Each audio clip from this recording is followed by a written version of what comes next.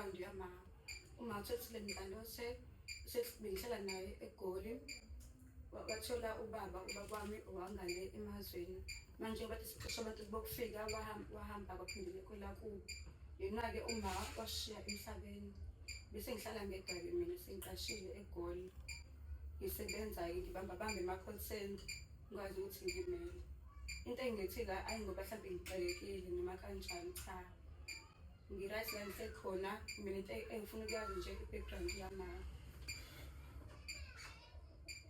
ukuthi uhanjiswa yini la ekhaya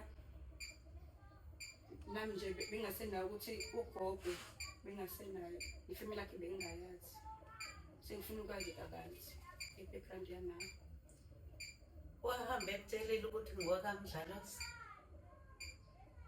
yebo wayesengitshelile ukuthi okamdlalosi ngoba nami ngibiza umdlalosi washayela ne-ID yakamdlalosi yebo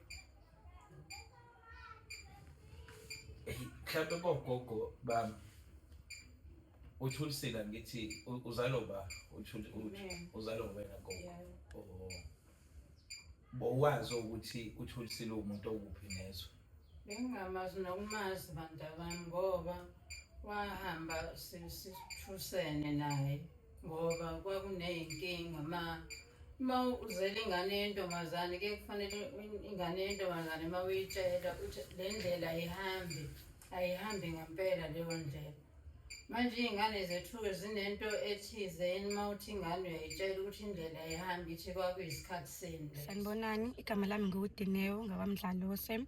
Ngisuka eGoli la ngihlala khona. Ngibhalele iNyoni TV ngoba ngidinga ukuthi ingifundise umndeni wami waseKZN wakubuka ma. Umama wami washona. Umndeni wakubuka ma abasakholwa ukuthi uma wami washona. Ngasala ngedwa. Kanti nobaba wami futhi owangizala wahamba ngathi sixosha ama-foreigners. So ngiyafisa ukuthi njengoba ngibhalela iNyoni TV, ngiyafisa ukuthi ngimthole ugogo ozala uma eKZN.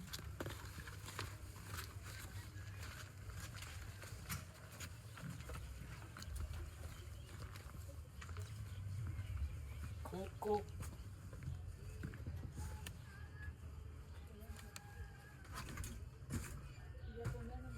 sanibona gogo.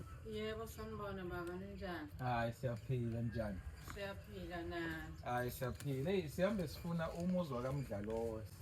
Yebo. Kodwa ke bebe siyalelela ekhaya sisingazi noma mhlawumbe sihamba kahle. Yebo baba, ikhona la ekhaya. Ngingangena. Singangena. Yebo. Shitho gogo baredi ngoba sihamba nosisi la. Owakabantu sisi.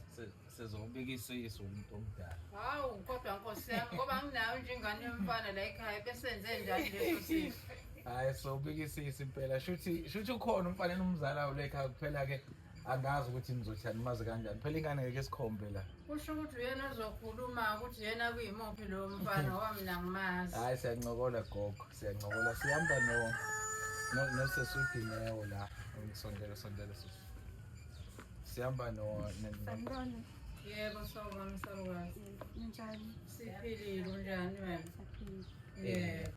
besacela mhlambe ke gogo nje nesingenisi ngoba udaba esihamba ngalo luthanda ukuthi lutho ukujula kancane. Hayi Mhlambe lesineke lo mvumo.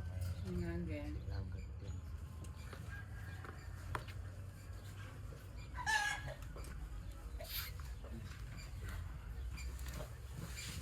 Gogo ngathi uma sithi sobeka isisu. Siyabonga impela mntana sinayo. Ayinayo mfana. Hayi senihamba nisinde shuthi amanqoka ami. Awaqonda nangi. Hayi kuyabonakala ukuthi uyisoka impela. Yebo. Hayi gogo cha thina sesuka kwiNyoni TV sohlelo olusiza ke nje abantu uma kusuke kukhona usiza abalidingayo. Noma mhlambe kunento abafisa ukuthi bayixazulule noma bayilungise. Njengoba sifika nje la ekhaya sivele nje abantu abadala sisebenza wona lo msebenzi njengoba nibona kunabantu abasishuthayo.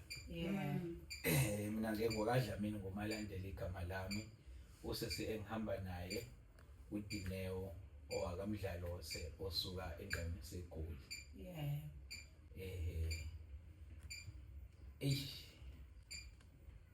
angazi ngizoyiqala phi le ndaba.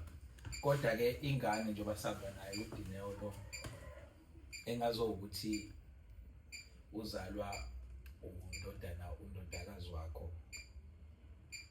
noma uzalwa undodakazi wale ekhaya. Okwakuthiwa ubani konjuma wakho? uThulisile Mdlalose, ingane kaThulisile Mdlalose le esihamba nayo esuke eGoli. Right ma. Right mntana. Yebo. Mangibhalele iNyoni TV ngoba ngifuna ukwazi i-background yama uMathethile Mdlalose bengihlala naye eGoli. Wathola ubaba wami wangale emazweni. Manje bathi siqisha abantu bokufika wahamba kwaphindile kwelakubo. Yena-ke uma washiya emhlabeni. Bese ngihlala ngegabi mina sengiqashile eGoli. Ngisebenza-ke ngibamba ama-call center ngikwazi ukuthi ngimele. Into engithi la ayi ngoba mhlawumbe ngixakekile noma kanjani cha. Ngi-right la ngisekhona mina into engifuna ukwazi nje i-background yama. Ukuthi wahanjiswa yini la ekhaya. Nami nje bengasenayo ukuthi ugogo bengasenayo ifamily yakhe bengingayazi. Sengifuna ukwazi kabanzi i-background yama. Wahamba ekutshelile ukuthi ngowakaMdlalose? Yebo wayesengitshelile ukuthi okaMdlalose ngoba nami ngibiza uMdlalose. Washayela ne-ID yakaMdlalose? Yebo. Mhlawumbe bogogo bami uThulisile ngithi uzalo uzalo wena gogo. Bowazi ukuthi uThulisile umuntu okuphi nezwe? Bengingamazi nokumazi bantabami ngoba wahamba sithusene naye ngoba kwakuney'nkinga uma uzele ingane yentombazane ke kufanele ingane yentombazane uma uyitshela ukuthi le ndlela ayihambi ngempela leyo ndlela. Manje iy'ngane zethu-ke zinento ethizeni uma uthi ingane uyayitshela ukuthi indlela ayihambi ithi kwakuyisikhathi seni leso. Uhambe kwahamba-ke ngaze ngathola ukuthi njengoba kade esenza lezi iy'ndlela zakhe ezingalungile kade esenza imikhuba nobaba wakithi. Imali gogo ngifisa sicaciselane kahle ukuze nenganizwe. Mhlawumbe ke ngiqale ngibuze ugogo lo ngendla ukanjani na? Ugogo omncane. Niyala. Yebo. Nihlala ndawonye. Yebo. Uma ethi ugogo kunezinto ingane yazenza yini mhlawumbe okay noma ngabe ingane onika kangakanani ke gogo mina ngumkhulumeli wakhe kahle nje njengoba ngichazela udaba lakhe ngivele ke ngiba nemibuzo engisuke ngifisa ukuthi ngiyibuze njengoba nami ngiqashiwe iTV lesisebenzelayo mhlawumbe ke sengisho ukuthi ke ningathuswa yihawu lo mfana oselokho ekhuluma eceleni ibingane kuyiyona ekufanele ngabe ikhuluma nathi mhlawumbe mase kukhona ke futhi engifisa ukuthi nikukhulume nayo ingane seninodwa ngibe sengideda ke indawo kodwa kwamanje ngisasebenza ngikakho ngizolokho ngiba nemibuzo mhlawumbe ke gogo wami la uma ngabe kwenzeka ingane yakho njengoba nithi ukuthi ingane uyizalayo eyahamba ngenxa yokuthi yayisiphethe emva kwesikhathi esingaka izizale umzukulu wakhe izizale umzukulu ongaka mhlawumbe yini eyenza ukuthi kube nalesikhala esingaka ingane ningayazi ukuthi kuphi nobabi nje lo mbuzo ubhekene nabo ingane yini? Sasizama mntanami ukuthi njengoba uma wakhe sasizama ngawo wonke amandla ukuthi simthole ngakho ngaphela sabantu basemakhaya asikwazi nale sasigcina sibuka ukhumbula ekhaya singazi ukuthi sothi masithi kokhumbula ekhaya basibhekele ingane yethu bazoyibheka kiphi indawo singenawo lowo mqondo sengalithola usizo noba selithola umzukulu. Kwayinto ephelayo nje kanjalo sathi hayi sesobona uma isifika-ke mhlawumbe sifika ngalelo langa ukuthi iyaphila. Kanti naye ibingasadingi ukuthi ihlangane nathi ngoba besithi uma sifika sizokuthiwa kadila sigcine kanjalo kusho ukuthi yayingafuni ukuthi sihlangane naye yazi imikhuba ekade iyenza eyayisusa la ukuba izihambe lapha eGoli. Uma uthi gogo wami lapho ngenhla ingane befika nizokuthiwa kadila beyikade ingafiki ize la bingafiki la ekhaya. Bengafiki la bese ifuna eGoli lapha besithi siyakhona kuthiwa kadila. Oh nake naya ukobheka. Mina ngake ngayobheka ngoba phela uma waye naye wayesecikekile imisebenzi ekade yenza. Ibingezo. Mawuthi bingezwe ndlelani? Ibingezwe ngokuthi izingane zamanje zihamba ama-club zihamba yonke indawo. Ibingezwa kanjalo nje ingafuni ukuze uma kuthiwa uyakuzwa bese ngazathi iyahlupha.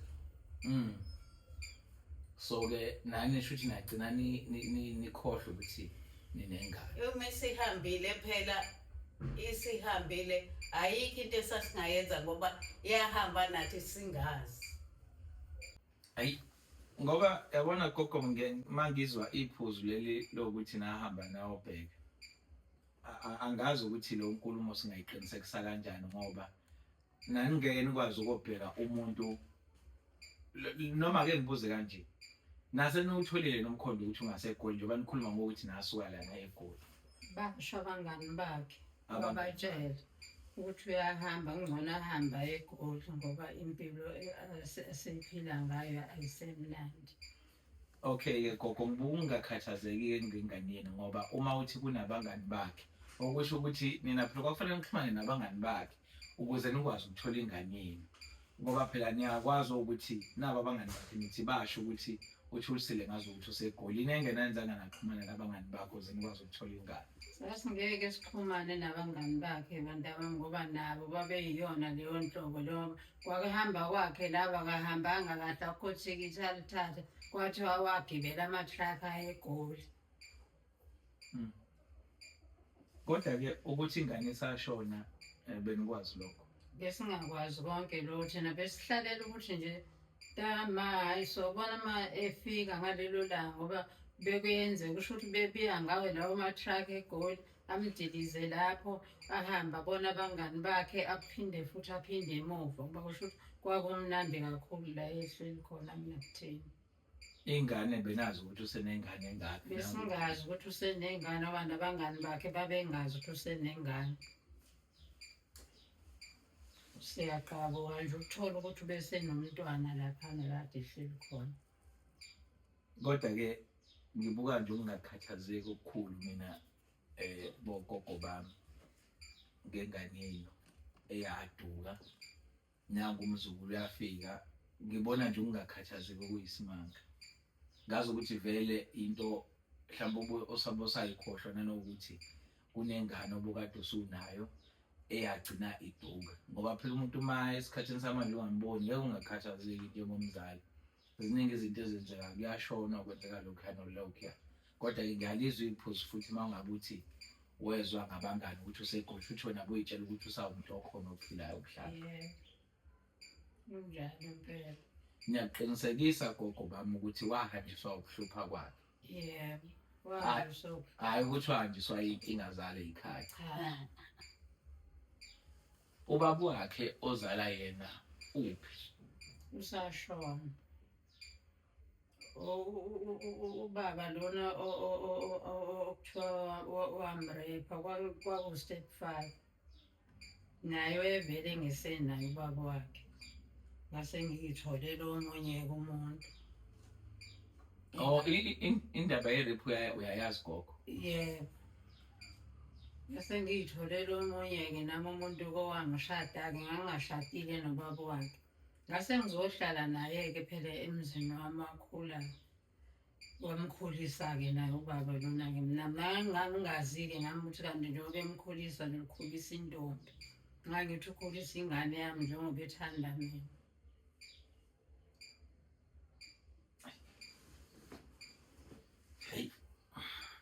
Hayi ziningi izinto la.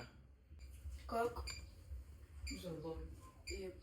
Uma mina ngihlalile naye singakashoni ngikhuluma noma uma bekumngane nami engikhuluma naye ayikho into uma engangixoxeli yona noma ayikho into engangixoxeli yona uma izathu sokuthi ahambe lekhaya eKZN ehlukumeza ubaba wale ekhaya.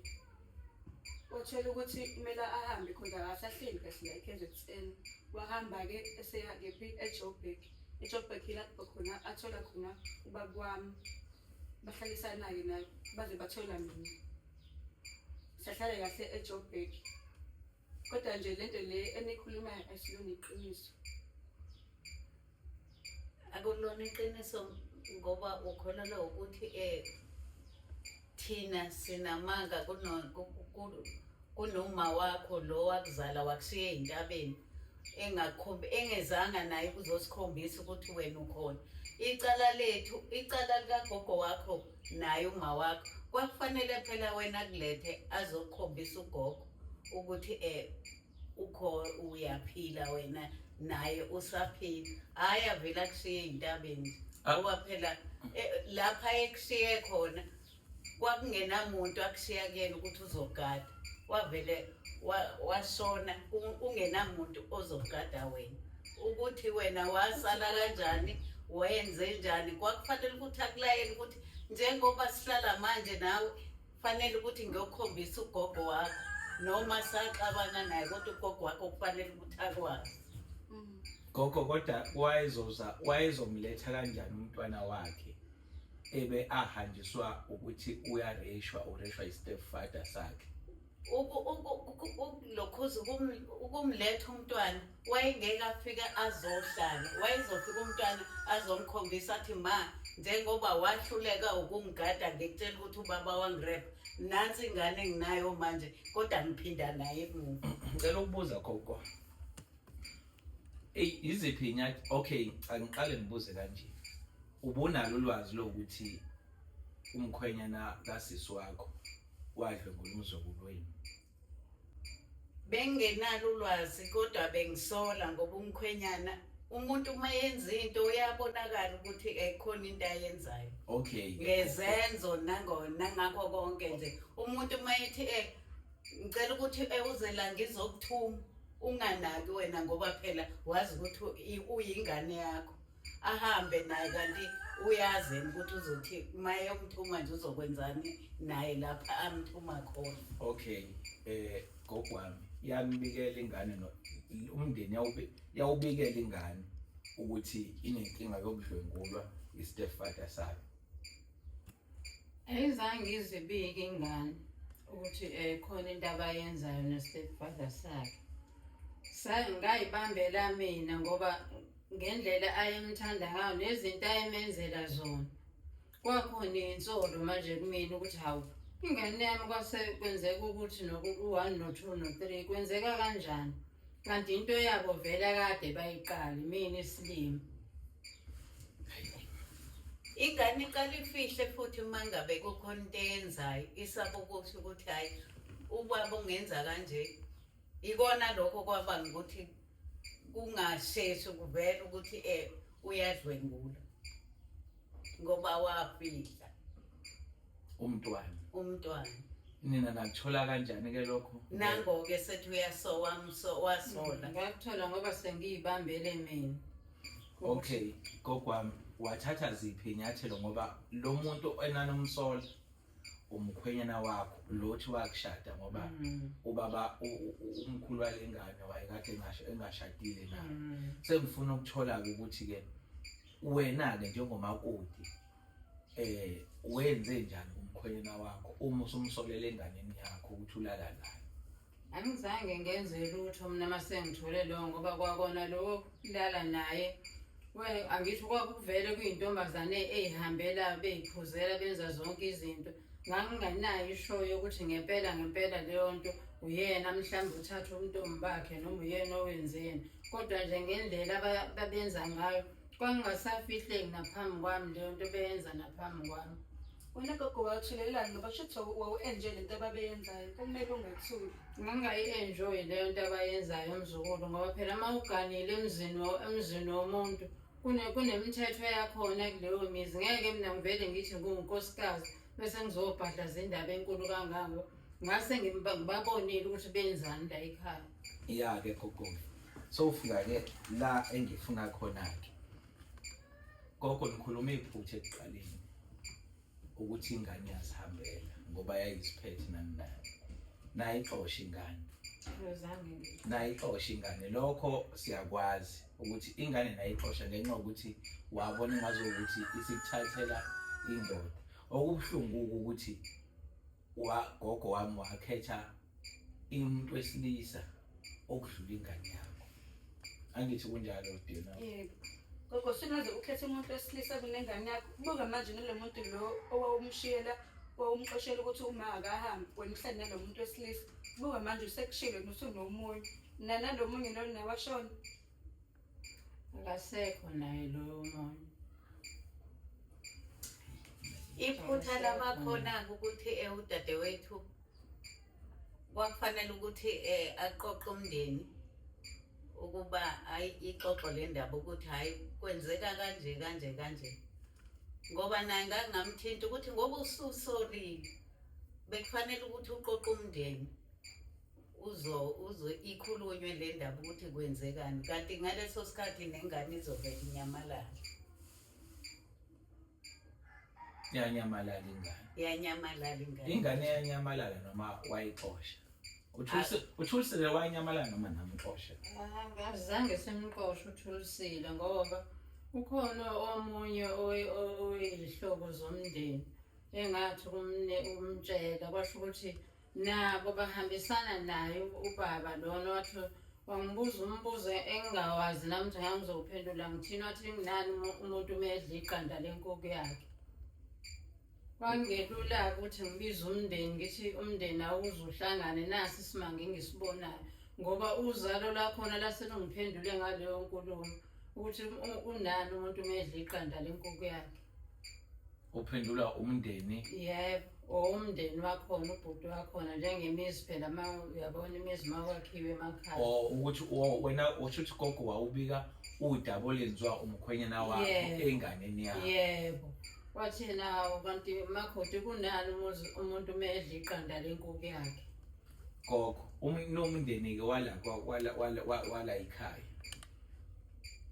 Uma nizwa isimo esinje sikasisi wakho, yini nayenza nina njengomndeni noma mhlambe kwawuba ukuthi nje uzilungisela yedwa into yakhe? Kwakungekho phela ukuthi kuhlangane uma yena usisi engazange asho ukuthi akuhlangane.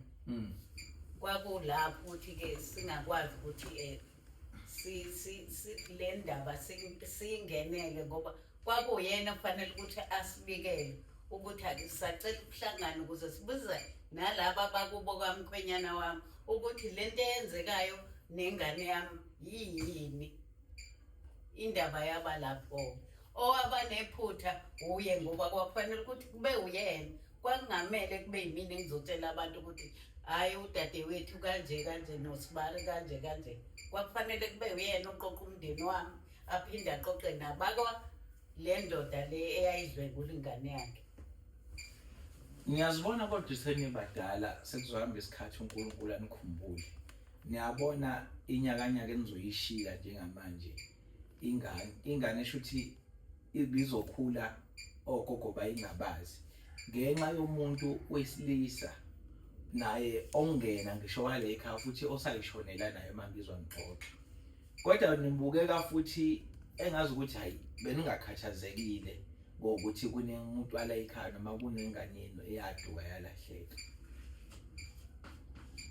Lengane nithayenze njani? Okay. Nithayenze njani ingane? Njengoba yona siyilethile uthini siyayemukela. Okwakwenzeka kunima wayo nathi yona ayikwazi. Thina sasingazange silwe noma uma wayo wayihambela yena. Njengoba isifunile sibonga lokho ukuthi sisitholile. Asazi ke kuyona kufanele kuba naye mhlambe izoxola ukuthi hayi ogogo bangamukela. Awukhulume Dinongo gogo bakho. Kodwa gogo into eniyikhulumayo silona iqiniso. Uma kwangitshela ukuthi namxosha lekhaya and nithi nina kade nanisibheka ningasitholi, which is wrong. Mina kade nganginifuni, kade yasenifuni uma washona nje nesifuna singanitholi njengoba eseshonile uma esengasekho noba besehambile ngithi nami ngoba akukho right ukuthi ngihlale ngingawazi umndeni wami ngithi ngaphela iNTV ngoba ngicela ukuthi bangisize ngifune umndeni wami la KZN kwayibona bathi abangithelelayo endlini. Uma wakho wayengeke azakhuluma iqiniso ukuthi kwenzekani ngoba nakugogo wakhe akazange amtshela ukuthi ubaba uyangidlwengula. Uyayibona leyo nto? Yebo ngiyayibona. Akazange alikhuluma iqiniso kwayena wayengenalo iqiniso uma wakho. Kwaze kwaba ugogo oyitholelayo. Kwaze kwaba ugogo oyitholelayo. Ugogo mayitholela wayithola. Nogogo futhi naye akangabi nalo iqiniso ukuthi aqoqe umndeni asho ukuthi hayi sengibone kunje la ekhaya. Asiqoqe sonke aphinde aqoqe nabakubo kamkhwenyana wakhe. Indaba yaba lapho. Naseniyiyeka-ke. Umnini wendaba phela uyena ofanele ukuthi kube uyena oyikhuthalelayo thina sasingeke sisho lutho. Niyayijabulela udingane nje baniyibona. Siyayijabulela ngoba siyayithanda. Asizange sixabana noma wayasixabananga naye. Wayihambela. Uma sekhona ingane yakhe thina sijabulela yona ukuthi siyayibona. Nginami nje ngibhalela iNTV ngoba ngifuna ukuthola umndeni wami. Mhlawumbe ngoba ngicakile la ngisekhona ngi-right. Ngisebenza kahle. Njengoba ngishilo ukuthi ngiqashile. Ngiyajabula ukuthi ngihlangane nani bogogo. Ngijabulile ukunibona. Nathi sijabulela ukuthi sikubone ngoba masikubona sikhumbuza uma wakho. Sasimthanda naye, asixabananga naye. Wavele wayinyamalalela singazange sisho lutho kuyena. Ekuhambeni kwama wakho-ke kwasale kwenzekani?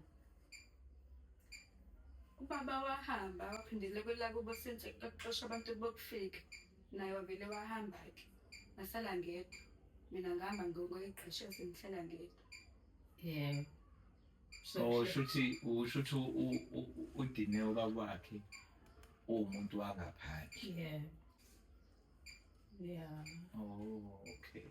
Manje-ke benako wasuyaqala phansi izinto uma wakhe ayekutshele zona noma khona incwadi ayinanizenza ukuthi mina ngisuka kanjani ekhaya ngizwe ngafika la.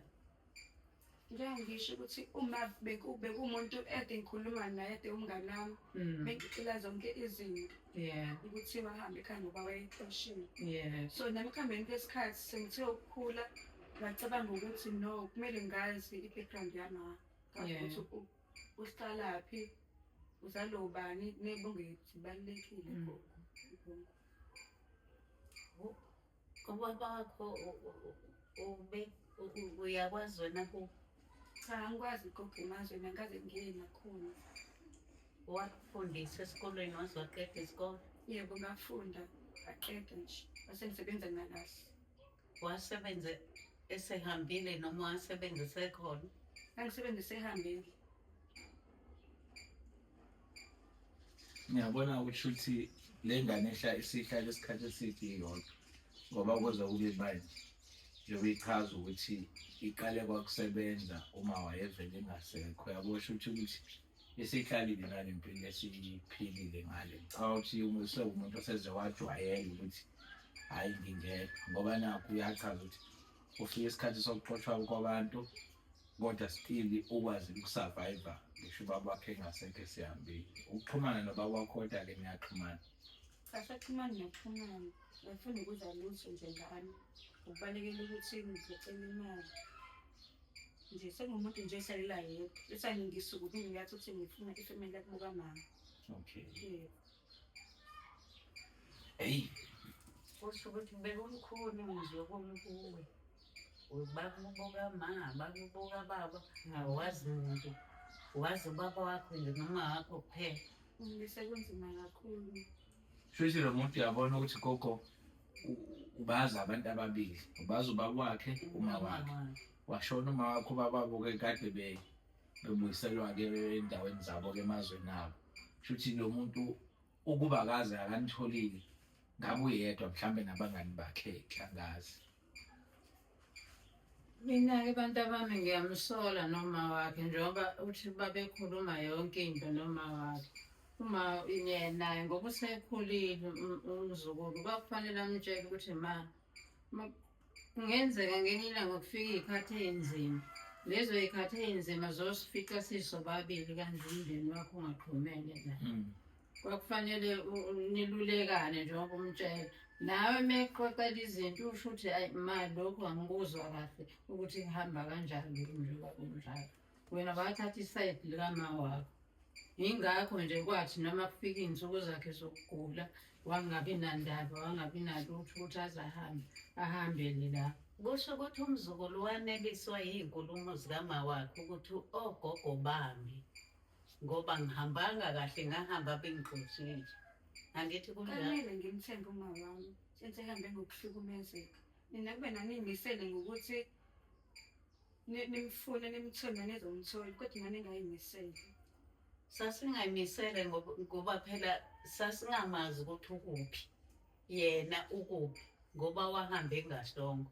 Ukube yena wayethi la esekhona athi ngikhona ngisaphila sekuza wena uthakasekho thina sazi ukuthi ukhona lapho la ekhona usahleli leyo nhlalo yakhe ahamba la wayeyihlala eGoli.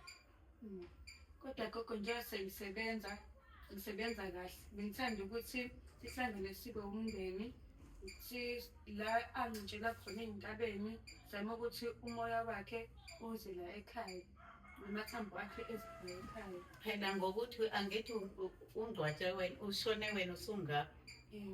Fanele-ke thina-ke wena uzosilanda siye lapha ethuneni lakhe siyokhuluma naye ukuthi wahamba kanje manje usulele la sekufanele ukhulunywe ukuthi kuxolelwane ngoba la ekhona kusho ukuthi nakandawo uyayisola manje engekaze abuye azosho ukuthi ngiyayisola ukuthi ngahamba kanjani ekhaya njengoba sengila manje aningazi.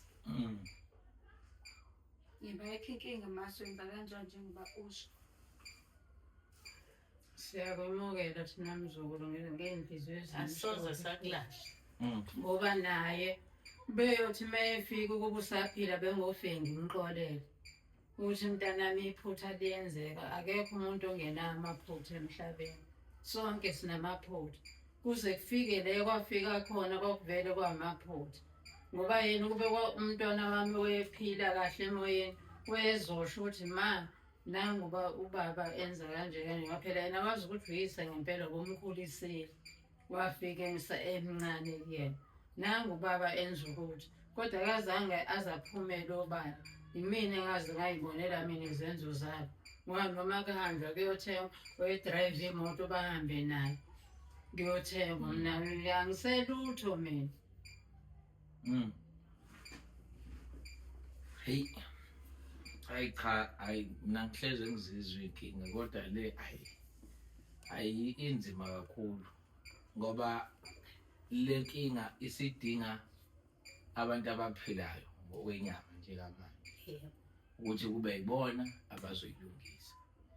Into engibuka ukuthi mina angeke isasisiza kakhulu ukuthi nomndeni la ekhaya kubuyeke kona phela kuhle ukukhuluma ngezinto esezadlula ukuthi kwabangwa inani bese kwedlulweke lapho mase kucaciselwe into mina engiyibukayo ukuthi lento isidinga nina enikhona njengamanje ngokwenyama ukuthi nilungise izinto.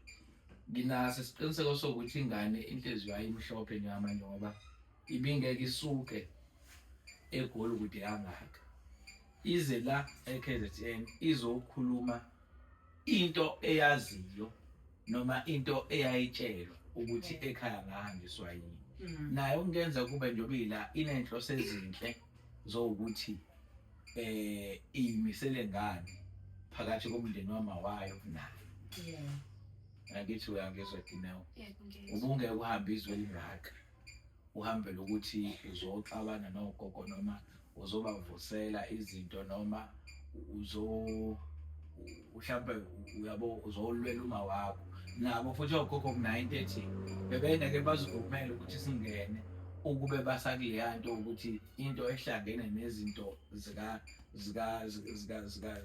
zikaThulisile asisazi inkini mhlawumbe ngapha singenanga ngisho la eminyaka so-ke nje mina engikucelayo kukonke ukuthi nje lento isidinga thina esiphila ngokwenyama ukuthi siyilungise njengoba isho nengane ukuthi ithuna lamawayo iyalazi okusho ukuthi uma ukuthi isintula ikhanda silandele sengaba ukuthi niyahamba niyomlanda ngehlahla kukhulunywe acelwe ukuthi namhlanje siyathatha manje siyokukhombisa ekhaya ahlanganise nezidalwa kwenziwe inhlambuluko kugezwe nihlambuluke ekhaya kugezwe nje uyayibona leyo nto kolelwayo ngoba nawe usewabonile amaphutha akhe la ekhona owabonile so nje angisafisi nami ukulokhu mhlambe ngibuza imibuzo emidala ingakho ngithi nje okwedlule kufanele ngabe manje niyadlulisa nikhohlwe yikona nibheke indlela yaphambili zikhona izinto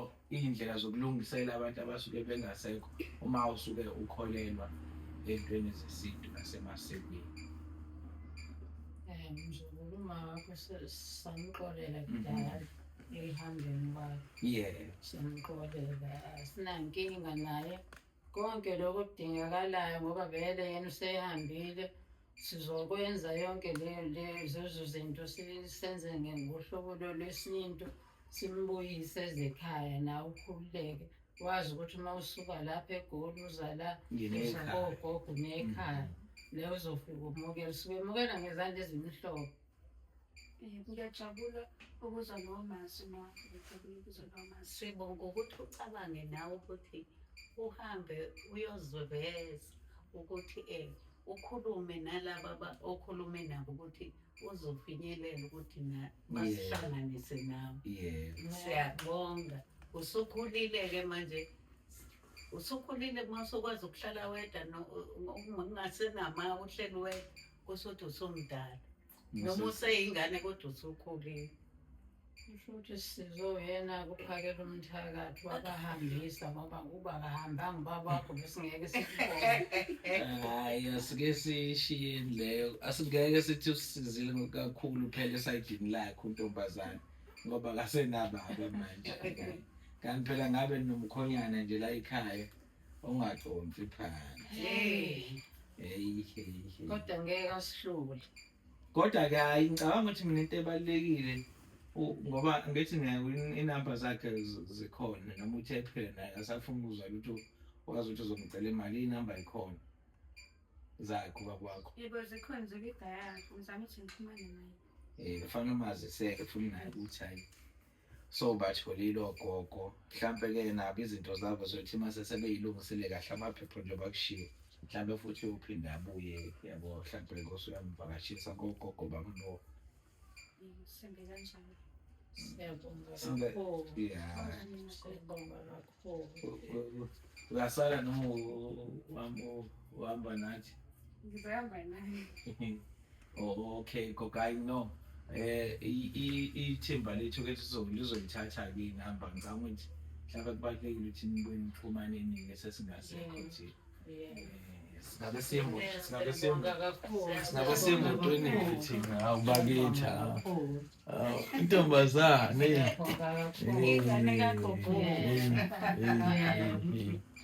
uyiphathe kahle-ke noma usubuyelelena kaNdonga